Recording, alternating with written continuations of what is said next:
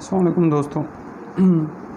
अक्सर दोस्त मूंसां शिकायत कंदा आहिनि त असांजी मदद केरु नथो करे।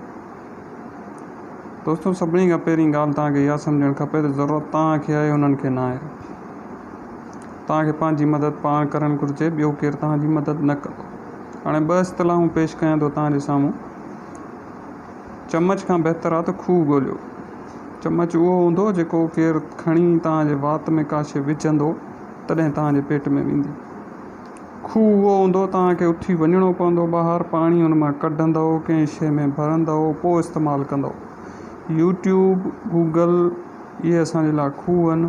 तव्हांखे इंग्लिश नथी अचे, गूगल में लिखो सिंधी टू इंग्लिश ट्रांसलेशन या उर्दू टू इंग्लिश ट्रांसलेशन। तव्हां ईज़ीली उर्दू सिंधी में लिखी उनखे ट्रांसलेट करे उनखे सर्च करे सघो था।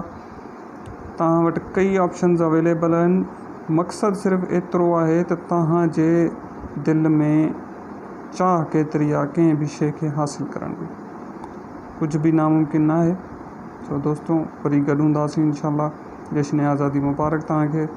For those who do not understand the language, please let me know, so will talk. अल्लाह हाफ़िज़।